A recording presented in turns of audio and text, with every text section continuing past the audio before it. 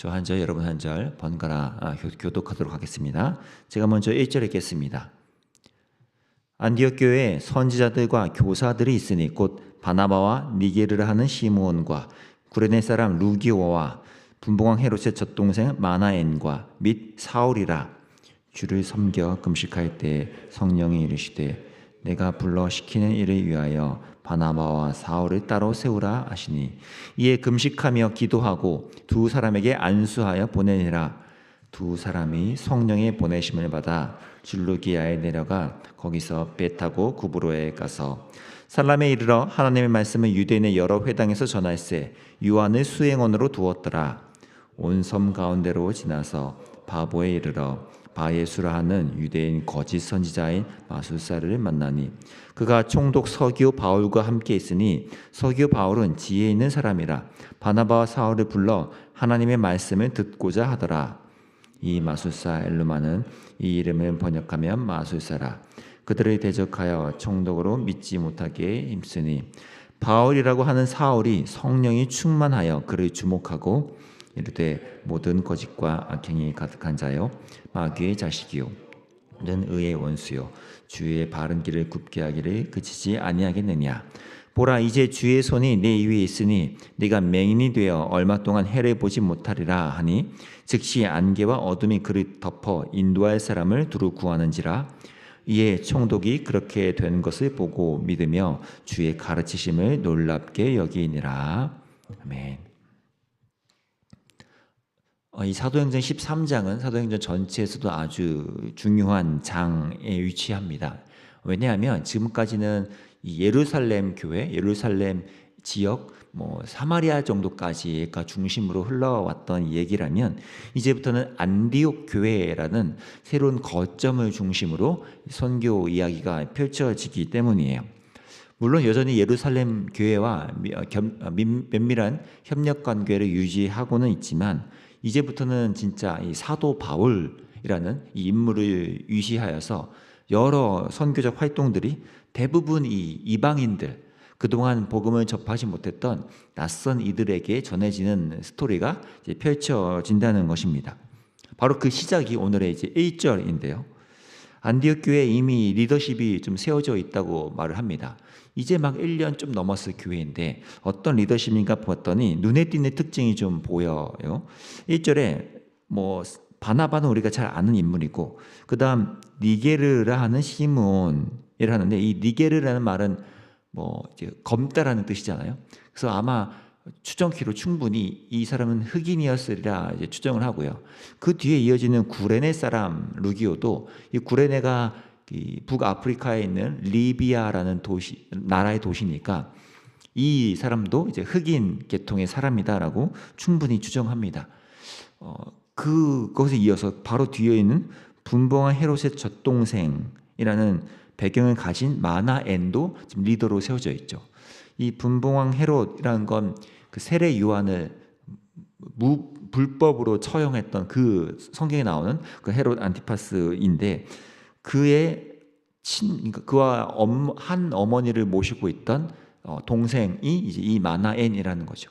근데 이런 사람들 지금 혈통적으로나 인종적으로는 흑인 계통의 사람 그리고 사회적 배경으로는 저 헤롯 왕의 젖동생으로 여겨지는 이도 이 안디옥 교회의 리더십에 이미 세워져 있는 걸 보면 상당히 이 안디옥 교회는 이미 선교적 교회, 그러니까 선교적인 거점으로서 그 역할을 감당하기에 충분한 토양이 되어 있던 것으로 우리가 알게 된다는 것이죠. 사회적인 배경이나 인종적 차별이나 그 당시에 만연했던 것들을 다 깨트리고 그런 통념을 뛰어넘어서 사람들이 그 사람 자체, 하나님의 앞에서의 그 사람 자체를 바라보고 인정하며 리더로 세우면서 또 함께 따르는 구조가 안디옥 교회에서 잘 이루어지고 있었음을 우리가 여기서 엿볼 수가 있다는 것입니다. 그 정도로 굉장히 건강하고 잘 세워져 가던 이 안디옥 교회인데 뜻밖에도 지금 성령 하나님께서 충격적인 미션을 새롭게 말씀하시는 게 오늘 2절이에요. 2절이 이렇습니다.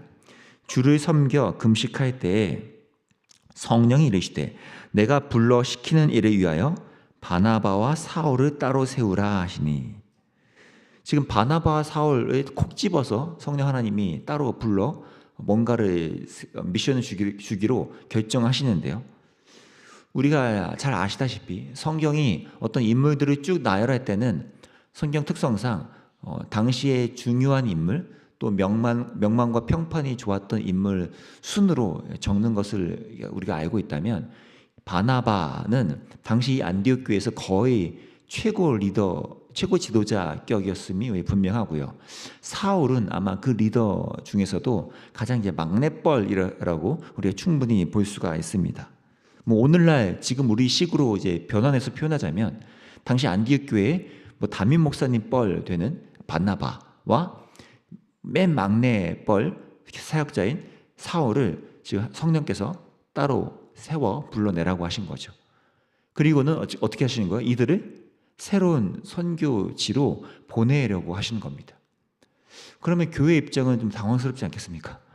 지금 우리 가장 높은 리더와 막내 가장 열심히 뭔가 하려고 하는 이 두 바나바 사울을 성령께서 다른 곳을 보내신다? 이거는 교회 입장에서는 굉장히 당혹스러울 수밖에 없다는 거죠. 교회는 어떤 모습을 보였을까요? 당시 안디옥 교회의 반응을 3절에 이렇게 표현합니다. 이에 금식하며 기도하고 두 사람에게 안수하여 보내니라. 여기 이 보내다라는 표현은 번역은 보내다라고 됐지만 원래 원어는 놓아주다, 풀어주다라는 뜻입니다. 신약 성경에서 곳곳에서 이 감옥에 갇혀있던 이 하나님의 사람들이 풀려지는, 풀어나다, 놓아지다라는 표현을 쓸 때도 실제 사용됐던 단어입니다. 그렇다는 건 뭡니까? 지금 성경이 의도적으로 보냈다, 파송했다라는 의미 대신 놓아줬다, 풀어줬다라는 표현을 썼다는 건 지금 뭘 말하는 거겠습니까? 교회가 누군가를 어딘가로 보낸다라는 것은 그 보냄 이전에 성령 하나님께서, 삼위 하나님께서 그들을 어딘가로 앞서 보내기로 하시는 것에 교회는 그들을 올가매거나 나의 품으로 고집하지 않고 성령 하나님의 주권 하에 놓아주는 것, 그들을 풀어주는 것, 하나님의 주도권 밑에 그들을 놓아주는 것이 교회가 보여야 하는 태도라는 것입니다. 이게 오늘날의 모든 교회들의 이제 어떤 선교적 태도에서도 동일한 원리라는 거죠. 교회가 우리 교회는 우리가 직접 이렇게 결정하고 파송할 거야 라고 말하기보다는 하나님께서 이들을 보내시고 준비시켰다면 우리는 이들을 풀어주자, 놓아주자, 하나님께서 새 일을 이들을 통해 행하시도록 기꺼이 그분의 주도권 하에 우리가 풀어주자라고 말하는 것이라는 거죠. 이것이 교회가 하나님의 주도권, 그분의 장악력을 인정하는 태도라는 것입니다. 우리가 하나님을 우리의 모든 삶의 주인이고 모든 것의 주인이라고 고백한다면 교회는 더더욱 그러하겠고요. 어쩌면 우리 가정의 영역도 같은 원리가 적용될 수 있다는 생각도 들었습니다. 가정의 주인이 우리 주님이시라면 우리가 고백하고 있는 게 맞다면요, 동일하게 자녀들이 양육할 때 어떤 나의 뜻과 나의 어떤 틀 안에서, 나의 박스 안에서 그들을 고집하고 키워내려고 하다 보면 내 새끼니까 내 뜻대로 키워내려고 하는 욕심들이 투영될 때가 참 많죠. 교회가 어떤 이들을 그렇게 투영시켜서 장악하려고 하지 않는 것처럼, 하나님의 손에 맡겨드리며 따라가는 것처럼 우리 가정에서도 자녀를 양육할 때 내게 맡기신 이 자녀를 하나님의 주도권 하에 놓아주고 풀어주면서 하나님께서 그 영혼들을, 아이들을 다루어 가시고 또 이끌어 가시기를 그래서 기대하는 것, 이것이 같은 원리라고 저는 생각합니다.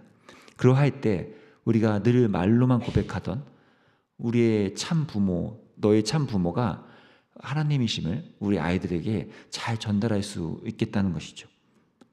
실제 그것을 실천한 이 안디옥 교회인 것이고요. 그러면 안디옥 교회가 그렇게 실천을 했더니요, 그럼 겸손한 순종으로 실천했더니 어떤 일이 벌어질까요? 오늘 4절에서부터 그 내용이 이제 펼쳐지는데, 4절에서 새로운 표현으로 한 번 더 이렇게 말을 합니다. 두 사람이 성령의 보내심을 받아 실루기에 내려가 거기서 배 타고 구브로에 가서. 좀 재미있죠. 방금 3절에서는 뭐라고 표현했습니까? 교회가 두 사람에게 안수하여 보냈다, 풀어줬다라고 했더니 4절에서는 성령이 그들을 보내셨다라고 다시 한번 주체자를 명확히 말하고 있습니다. 성령께서 이렇게 보내니까 바나바와 사울이 도착한 첫 발걸음은 옮겨진 곳이 구브로라는 섬인데, 지금 6절에서부터 내용을 보면 이들은 이제 살라미 이쪽을 지나서 이제 바보라는 도시에 도착합니다. 이 파파라는 도시인데, 이곳은 사실 이 당시에 굉장히 이 비너스 신당을 세우면서 그쪽으로 굉장히 이제 이방신적인 행위들이 많았던 도시로 유명합니다. 그래서 아예 이 도시 자체를 비너스 신에게 봉헌했다라고 표현하는 문구들이 곳곳에 세워져 있을 정도로 굉장히 이제 이방신적인 모습들이 만연했던 곳이고, 그러다 보니까 이 비너스 신을 믿는 행위들은 많은 이제 잡다하고 좀 난잡한 행위들이 많이 일어났던 곳이죠. 그래서 이 바보 사람들이 부르던 이 파피한 사람이라는 그 표현 자체가 이제 아주 이제 더러운 사람들을 표현하던 하나의 용어로 쓰이기도 했다고 합니다. 근데 그런 곳에 이들이 도착한 거죠. 바나바 사울이 그곳에서 복음을 전하기 시작했는데, 그 중에 한 대목으로서 지금 성경은 이 7절, 8절에서 계속 이어지는 이 당시 도시의 총독인 서기오 바울을 만나서 복음을 전하는 내용을 이제 다루고 있습니다. 근데 이 당시는요, 어떤 총독에 해당하는 이 집권자 옆에는 항상 이 소위 말하는 박수무당 같은 어떤 종교자 같은 이런 이들이 항상 딸려 있었습니다. 그들을 통해서 이 리더들이 이제 점을 치는 거죠. 자신들의 삶에서 뭐 데이터 통계 같은 게 요즘에 없으니까요. 이게 뭔가 신적인 뭔가 영험한 자들을 불러내서 그들에게 점을 치고 묻고 자문을 구해서 그들이 뭔가 조언을 구하면 그렇게 따라서 결정하고, 이런 것들이 아주 팽배했던 시기니까 그 옆에 딸려있던 이가 이제 오늘 본문에 등장하는 이 마술사 엘루마라는 이였습니다. 그들에게 이제 복음을 전할 때 오늘 바울이라 불릴 이 사울이 성령에 충만해서 굉장히 큰 호통을 치죠. 저는 이 모습이 왜 담겨 있을까 묵상했더니요, 이 성령님께서 이들을 사역 가운데 이끌고 있음을 지금 성경이 아주 두드러지게 표현하고 있는 것이었습니다. 성령님이 통해서 파송된 이들, 사실 파송을 보낸 교회 입장도 좀 당혹스럽겠지만 받은 이 바나바와 사울도 굉장히 급작스러운 거 아니었겠어요? 갑자기 우리를? 라는 의문이었을 텐데, 어디로 가야 할지 모르던 이들의 발걸음 속에 지금 처음 맞닥뜨린 이 현장에서 바나바와 이 사울은 딱 한 가지, 성령의 충만함이란 이거 하나로 이 사역의 발걸음을 옮기고 있다는 것이죠.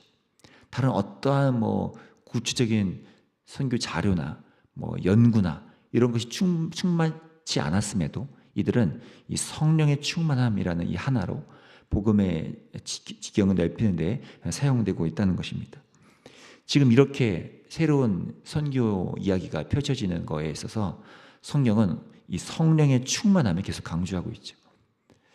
저와 여러분의 삶에도 이렇게 이 성령의 충만함이라는 이 중심이 우리에 놓쳐지지 않기를 간절히 바라는 마음이 있습니다. 저와 여러분 모두가 오늘 하루 각자의 삶으로 보냄받으시고 각자의 일터든 또 어떤 위치에서든 그 현장에서 하나님의 사람으로서 살아가실 때 이 성령의 충만함, 성령님이 나를 주도하시고 나를 장악하시고 나를 이끌어 가시는 이 경험이 여러분의 일상에서도 같이 경험되시기를 간절히 바랍니다. 그래서 우리가 성령님과 함께 동행하는 이 삶, 우리의 삶에서도 성령님이 우리를 주도하시고 장악해 주시는 이 은혜가 우리의 가정, 일터, 또 개인의 삶에서 계속해서 경험될 수 있기를 오늘도 간절히 기도합니다. 기도하겠습니다. 하나님, 우리의 삶의 주도권이 하나님께 있으면 다시 한번 고백합니다. 말로만이 아니라 우리의 삶에서 정말 하나님의 손에 그 주도권에 우리가 그동안 견지하고 있던 것들을 놓아 풀어내고 그 주님의 손 아래에 내려놓고 그렇게 성령님께 우리의 삶에 맡겨드리는 이 연습들이 오늘 우리 삶에서 다시 한번 강하게 일어날 수 있기를 원합니다. 우리의 삶 구석구석마다 가정과 일터와 또 직장, 개인의 삶, 또 교회에서도 성령님이 우리를 장악하시고 우리를 충만케 이끄시는 이 활동에 우리가 내려놓고 우리의 삶의 주도권을 주님 앞에 풀어놓고 주님께 이끌림 받는 오늘 저희 될 수 있도록 인도해 주시기 원합니다. 그런 성령의 충만함을 사모하며 오늘 예수님의 이름으로 기도합니다. 아멘. 오늘도 이렇게 기도합시다. 주님, 우리가 성령으로 충만함으로 오늘 하루를 살도록 주님, 나의 모든 내가 이제껏 갖고 있던 주도권과 내가 힘을 주고 있던 것들을 주님 앞에 내려놓고 하나님께 온전히 의탁하며 나아가는 우리의 삶 되게 해달라고, 또 우리가 속한 가정과 교회와 직장이라는 공동체를 위해서 기도할 때 주님, 우리가 하나님만이 주인이심을 다시 한번 우리의 삶으로서 나타낼 수 있도록 오늘도 주님께서 활동해 주시고 성령으로 우리를 장악해 주시고 충만케 인도해 달라고 함께 가정과 교회의 일터를 위해서도 중보하며 나가겠습니다. 기도하겠습니다.